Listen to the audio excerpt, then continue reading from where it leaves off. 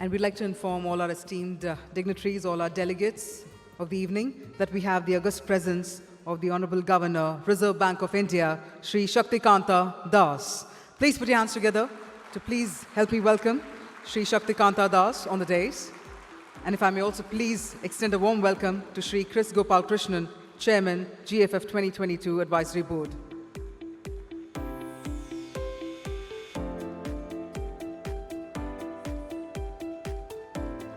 Thank you very much, sir, for joining us this evening, and thank you very much for your valuable presence. With that, I'd like to invite Mr. Kris Gopalakrishnan to please share his words with the august gathering.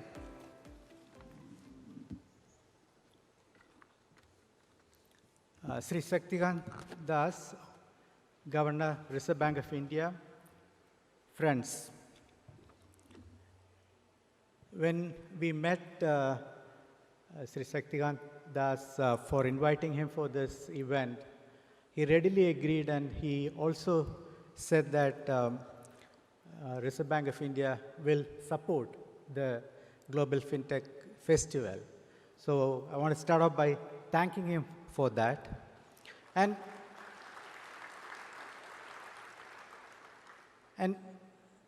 clearly, this is an example of how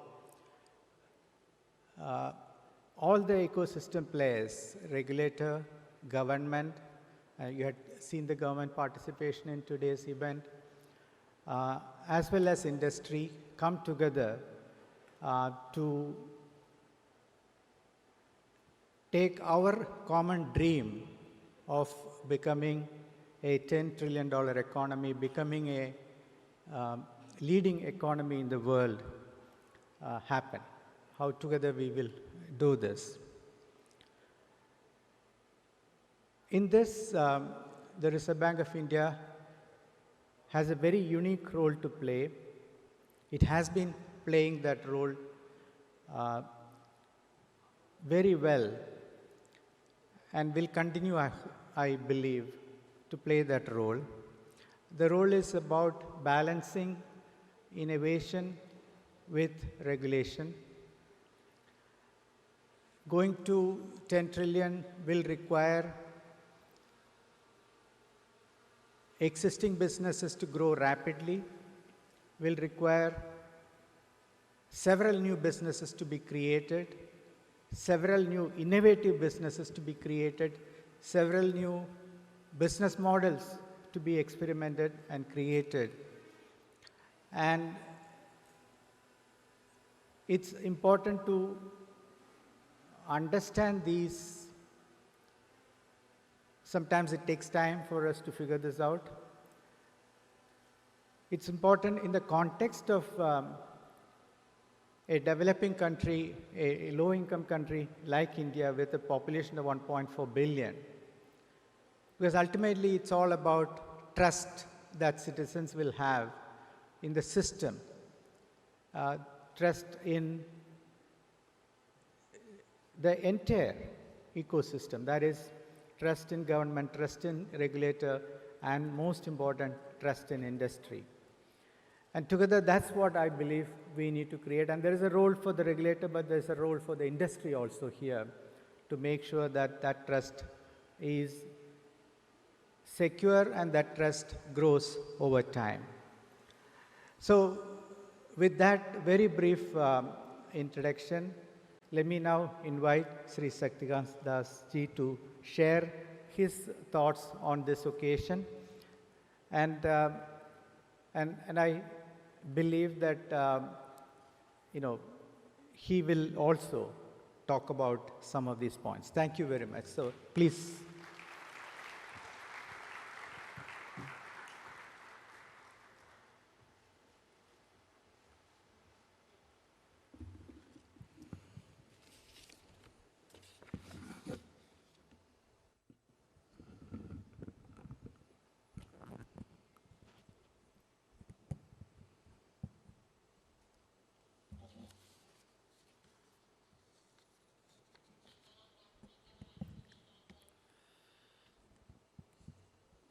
Yeah, I think it's okay now. There's a little bit of echo in the hall, but I guess you will be able to listen to whatever I'm saying or not saying, because sometimes the regulator also doesn't say many things but conveys it. So I'm sure you will be able to. You will be able to get the sense of it.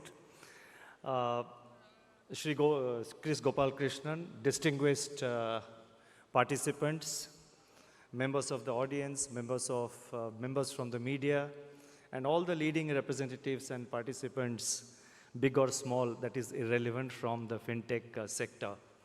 I am delighted to be here today in the third edition of the Global Fintech Festival. I would like to congratulate the organizers, in particular the National Payment Corporation of India, the NPCI, the Fintech Convergence Council, FCC, and the Payment Council of India, PCI, for organizing this event. The theme of the event, creating a sustainable financial world, is very relevant in current times. As Mr. Gopalakrishnan said, the representatives of all these three organizations, they met me.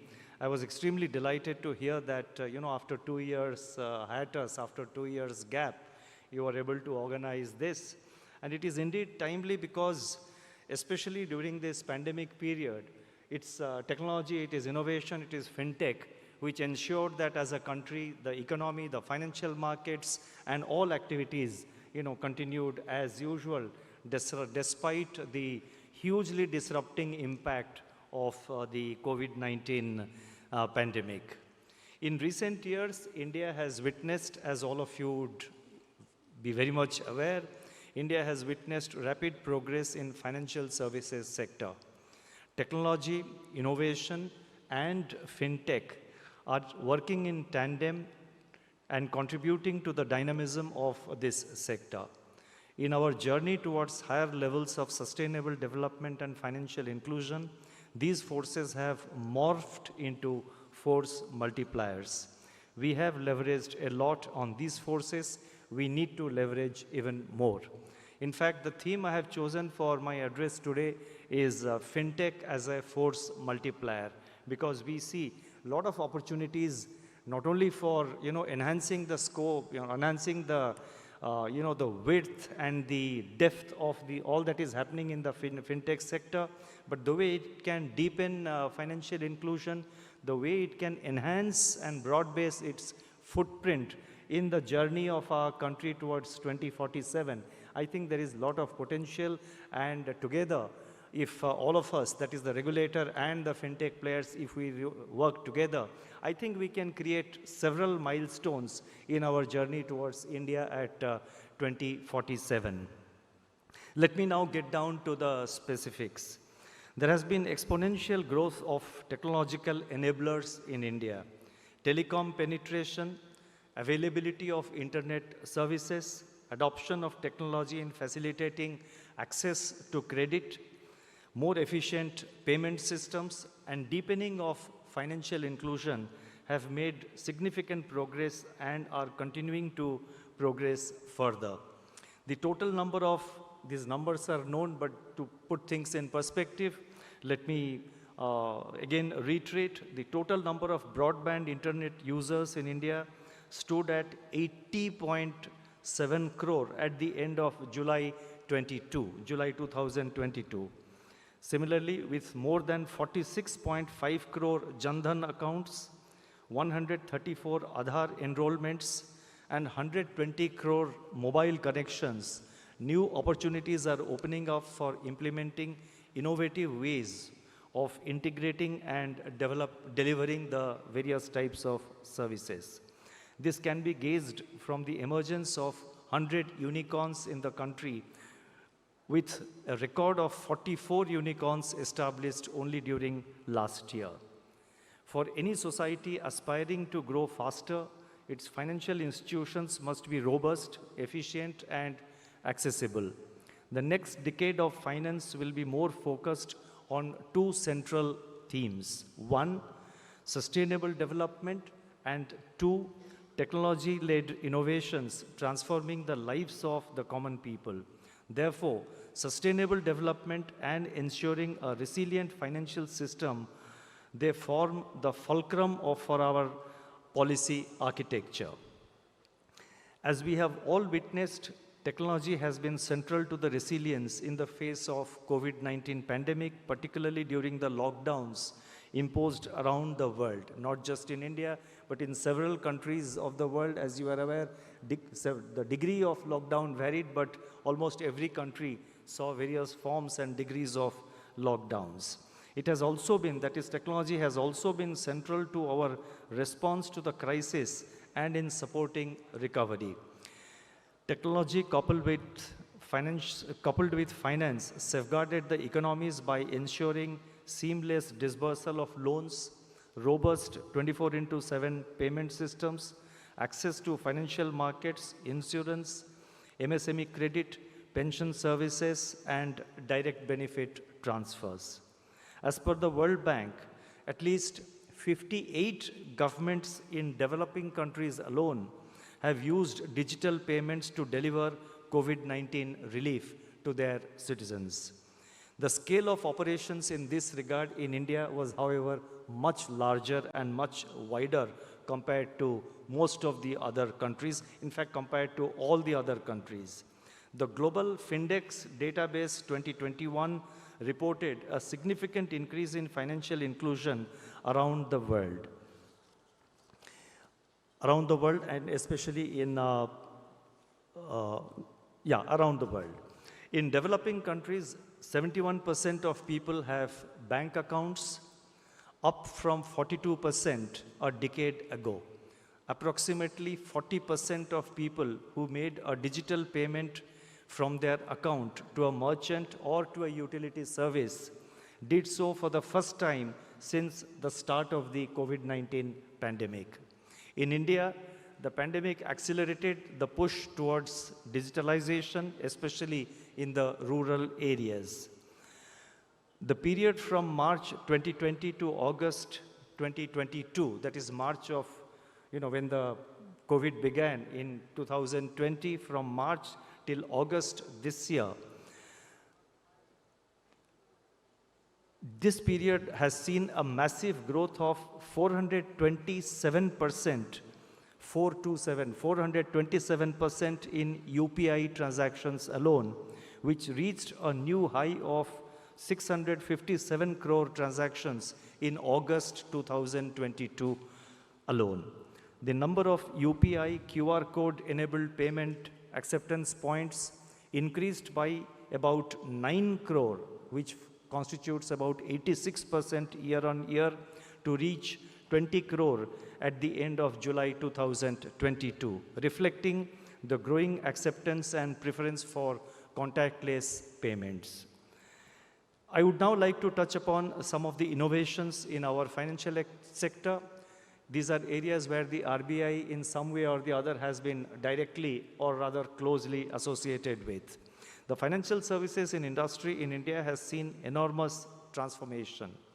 Products like internet and mobile banking, electronic funds transfer, UPI, Aadhaar KYC, Bharat Bill Payment System, BBPS, QR scan and pay, digital prepaid instruments, and similar other initiatives have transformed the traditional banking operations.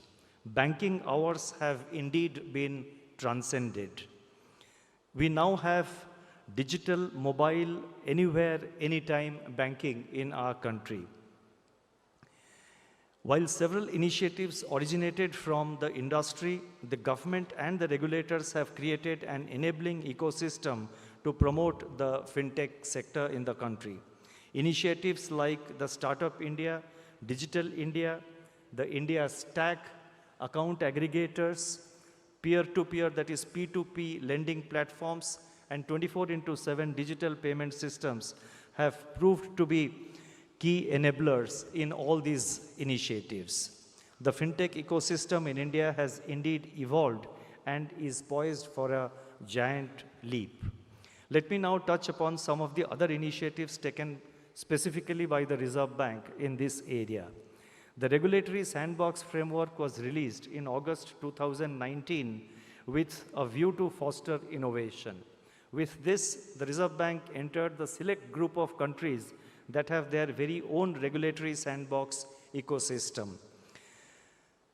After 4 theme-based cohorts on retail payments, number 1, cross-border payments, number 2, MSME lending, number 3, and prevention of financial frauds, number 4, a theme neutral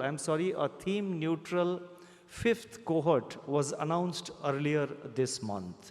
So that means it is theme neutral, it is open, and it is for the participants, the fintech players, to come with their original idea, whichever be the space. Earlier we were prescribing the cohort that we would like to have some initiatives in, let us say, in MSME sector and the like. Now it is open. So it's, if anybody has a new idea and works on a new product in a regulated, regulated environment, please approach the Reserve Bank, and our teams will examine your proposal and we will see how best we can carry it forward.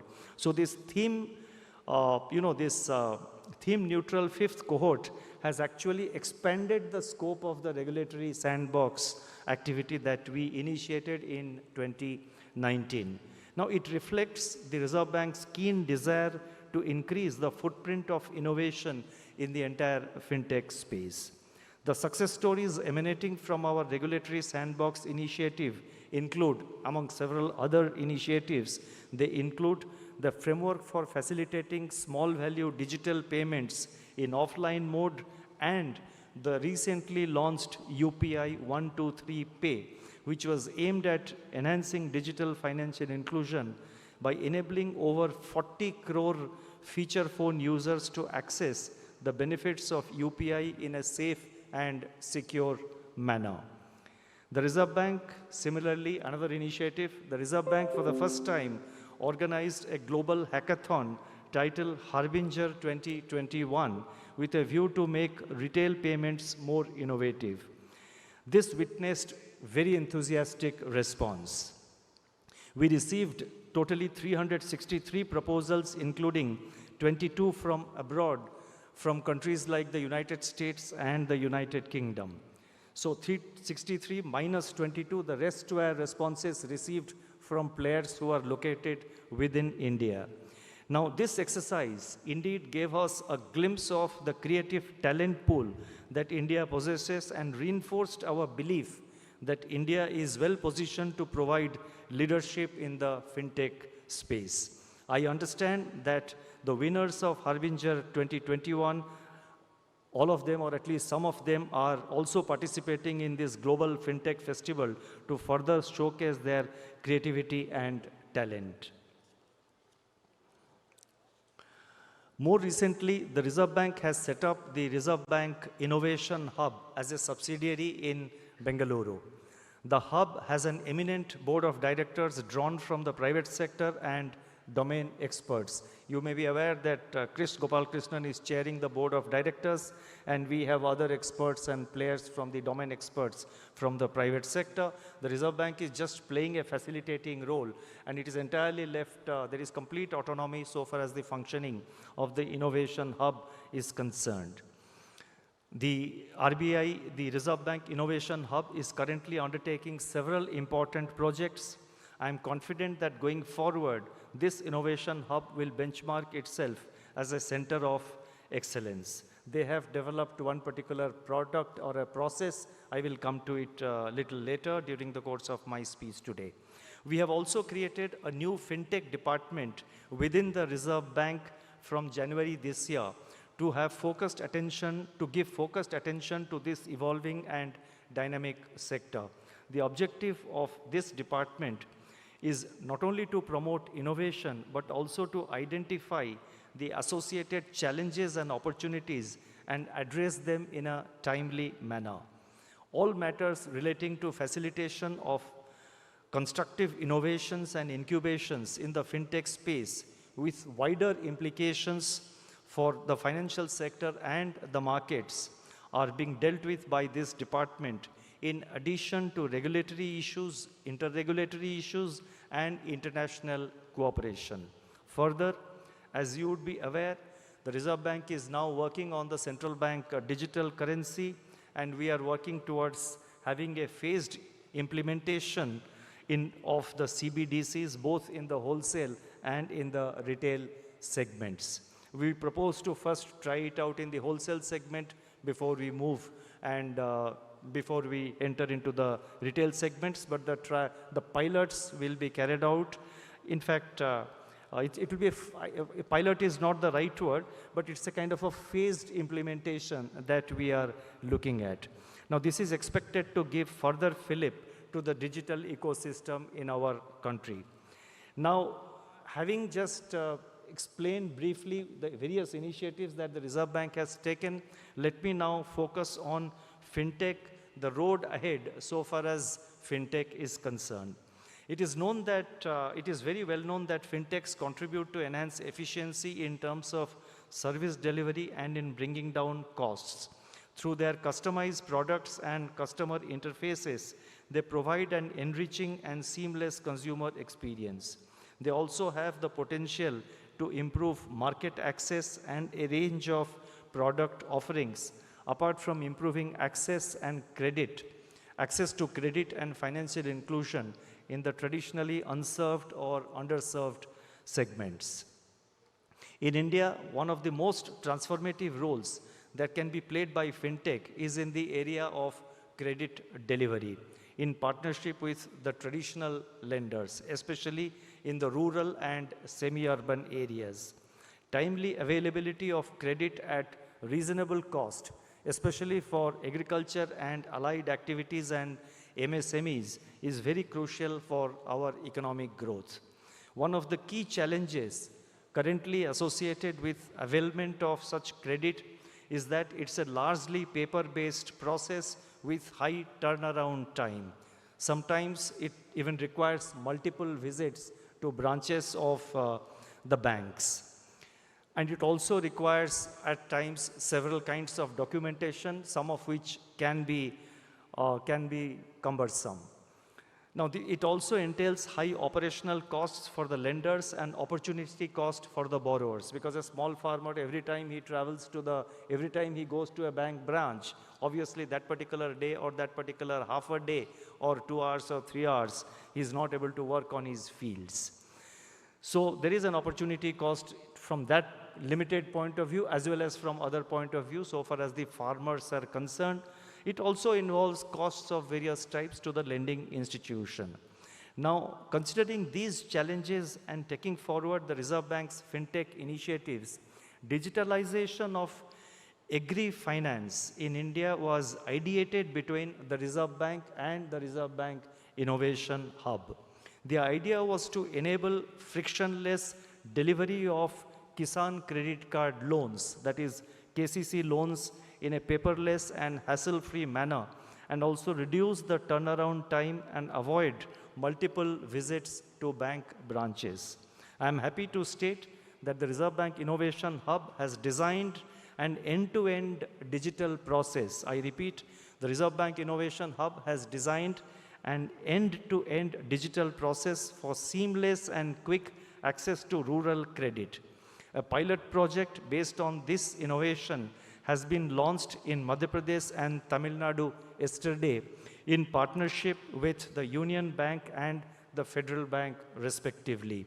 For both new KYC loans, that is fresh KCC loans, for the new Kisan credit card based loans, as well as for renewal of such loans which had been sanctioned and disbursed earlier up to a threshold of rupees 1,60,000 per borrower.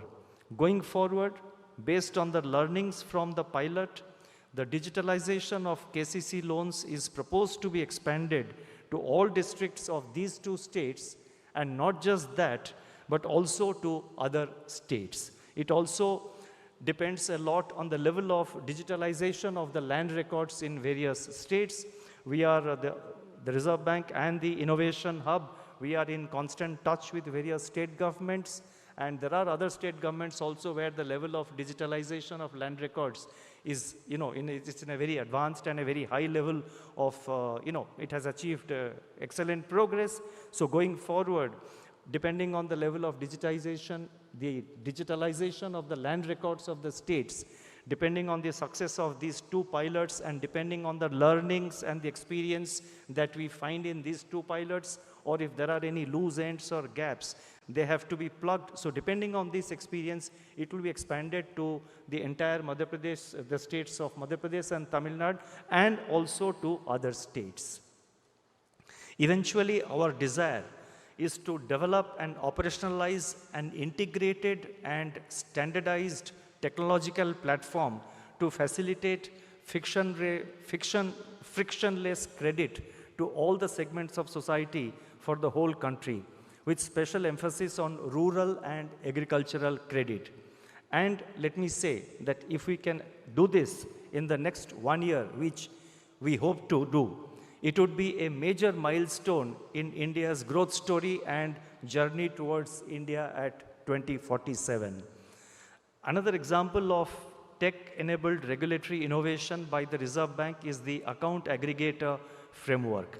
This is an important step towards realizing the potential of empowering millions of underserved customers to digitally access and share their financial data across institutions in a secure and efficient manner. The framework has been expanded, in the recent months, the framework has been expanded to include institutions regulated by the SEBI, the IRDAI, and the PFRDA. This is a progressive step to help customers gain control over their financial data and use it for accessing a variety of products, including credit, insurance, investments for their own benefit. Centralized KYC and video KYC are other enablers to facilitate seamless onboarding of customers in a digital and cost-effective manner. We are giving greater focus to these initiatives. The Reserve Bank is committed to take more such initiatives with the support of all stakeholders like you. In this endeavor and in collaboration with the stakeholders, 3 exciting new products are being launched later today, immediately after this particular event. That is immediately after my address is over. Now, 2 of these pertain to enhancing the feature set of UPI by facilitating small value offline transactions through UPI Lite and linking credit cards to UPI. The third initiative is the enablement of cross-border inward bill payments using the Bharat Bill Payment System, that is the BBPS. Eventually, our desire is to,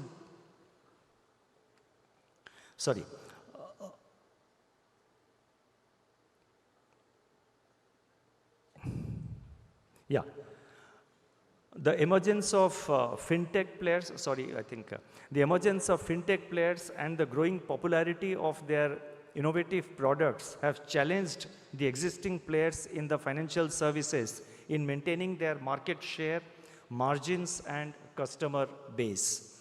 The incumbent firms are responding to these challenges by adopting various strategies which include making investments in fintech companies and also partnering with them.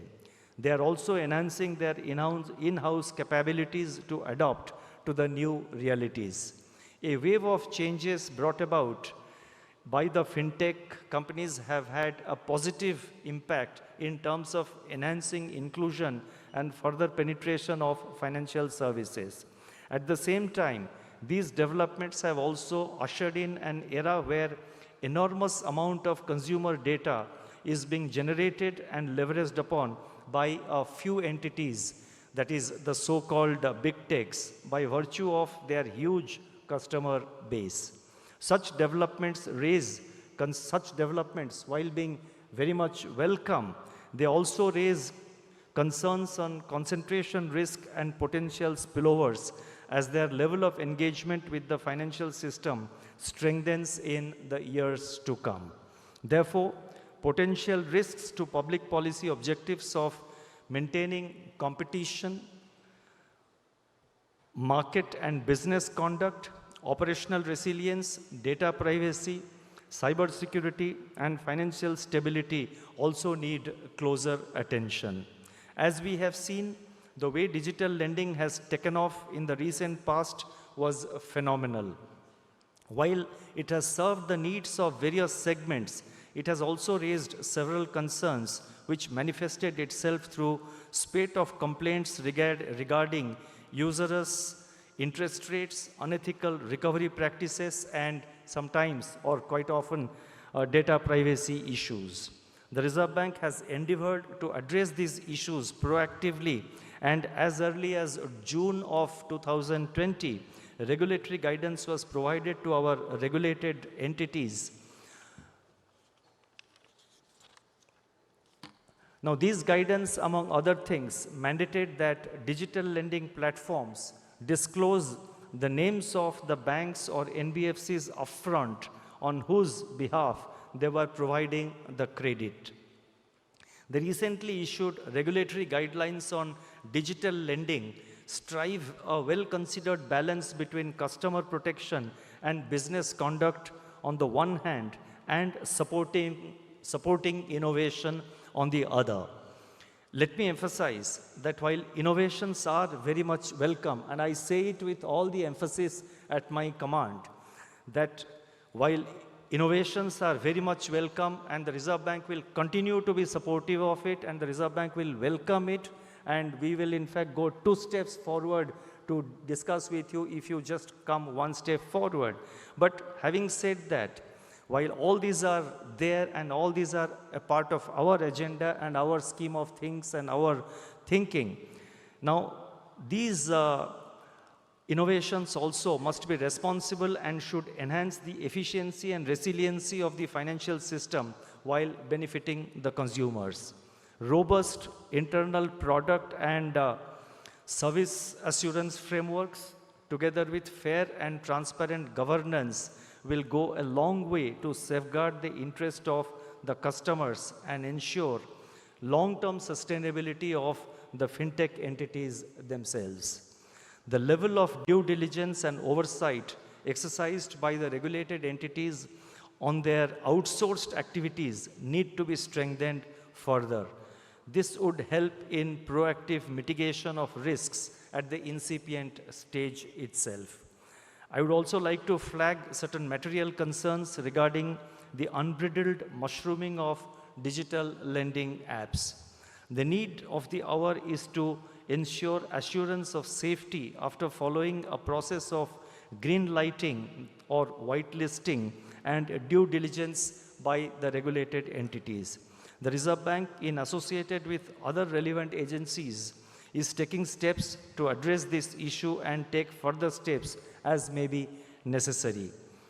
As we continue to support technological advancement and innovation, it is equally important that adequate attention is also placed on governance and conduct issues. I have already touched upon it, but just I want to add once again that at the end of the day, I want to emphasize that at the end of the day, sustainability of any fintech activity or business is about enhanced customer protection, better cyber security and resilience, managing financial integrity, and strong data protection.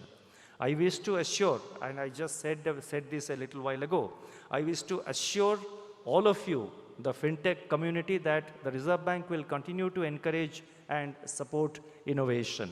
At the same time, we should expect the ecosystem to pay attention to governance, business conduct, regulatory compliance, and risk mitigation frameworks. The fintech road ahead will witness ever-growing traffic in addition to the existing players who are already there. It is therefore imperative that every player on this road follows the traffic rules for his or her own safety and the safety of the others. Let me now conclude by stating that a sustainable financial world is not just for us, it is for the future generations also. It is up to us how we want to move forward in this journey. The Reserve Bank's focus has always been on encouraging innovation by providing an enabling environment. Simultaneously, as the guardian of financial stability in the country, the Reserve Bank also remains watchful of any undue risk buildup and responds to them from time to time or as may be necessary. The fintech players like you, I'm sure, will join us in this endeavor. With the amazing talent base that we have in India and the giant leaps we have taken in the digital and fintech space in recent years, I'm confident that India is well poised to shape the future course in this area. As we set sail for a brighter future, I wish you all a safe and fulfilling journey ahead. Thank you very much.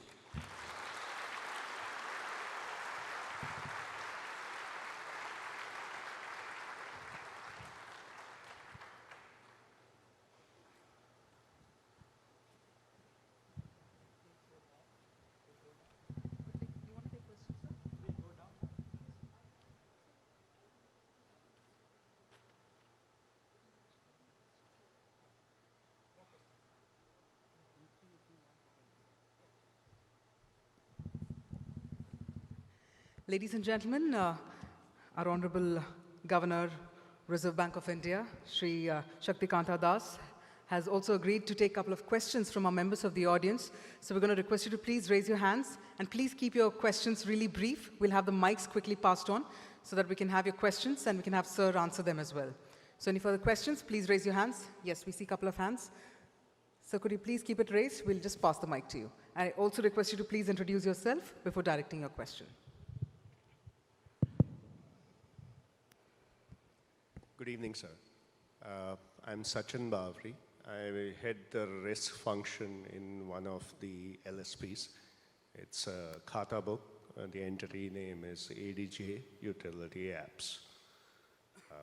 Sir, in context of the recent guidelines, digital lending guidelines specifically, for sure there are concerns upon transmission of risk, systemic risk, from reckless lending to regulated entities.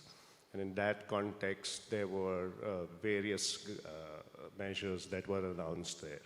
One of them was the FLDG restraint. While, sir, the entire thought process intent is well appreciated, but I guess would you also tend to consider this to be a very harsh step where everybody is painted by the same brush in possibly adding to systemic risk, while quite a few of them may themselves be responsible and therefore not engage in reckless practices? If I've understood correctly, you see this FLDG, what we have said in that first press release we issued is that it is under examination. We have not decided because the consultations are complete. There have been a lot of consultation. We have received a lot of stakeholder feedback also. But there were few other issues which required much deeper examination within the RBI. So that is a separate exercise which is going on. And as and when we take a view, we will come out with that.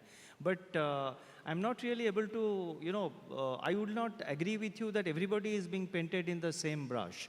I mean, there are regulated entities, there are unregulated entities. So there is a clear distinction between the two. Now, this is one area, this is an evolving area which has evolved over the last, several months or last maybe 2, 3, or 4 years. So now we have studied the entire sector. There was a committee, as you know, which was appointed. And all that we have done is that we have given the ground rules.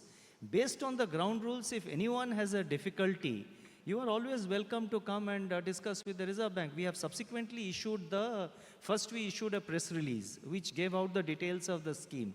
Then we issued what we call a circular or a direction, whatever you call it. There we have taken into account some feedback we received. One major feedback was that the transition time would be required. So therefore, we have given some transition time of about 3 months. I think we gave up to November 30th, if I remember correctly. And we gave it out on 1st or 2nd September. So 3 months time we have given. So therefore, our intention is not to not to penalize anybody, not to stifle any activity. All that we are saying is that please follow the traffic rules. That's what I have said. And if there is any difficulty for anyone, please, you are welcome to sort of give your feedback, suggestion. We will definitely give it a look. Thank you, sir. On that note, we have room for just one last question. Yes, sir.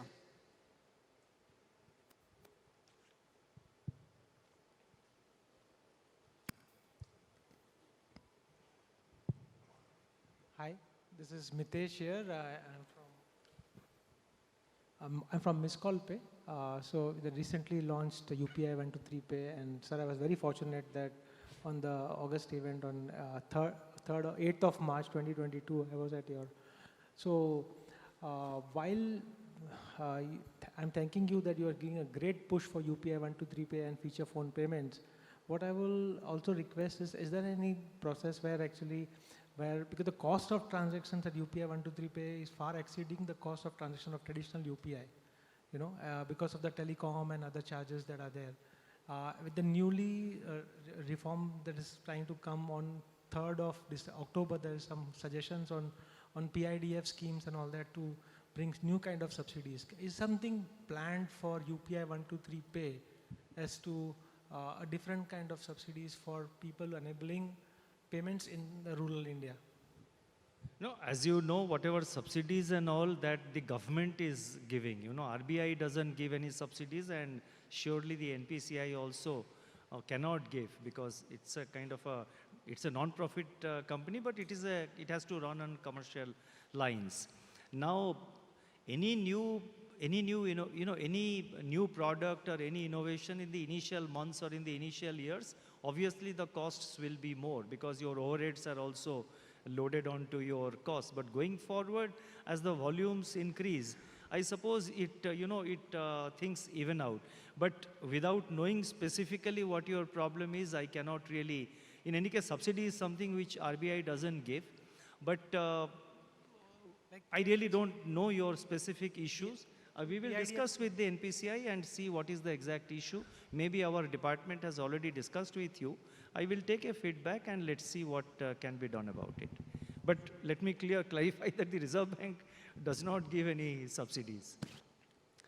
On that note, ladies and also, gentlemen. any product has to be, the whole idea of innovation is that it has to, it has to be cost effective.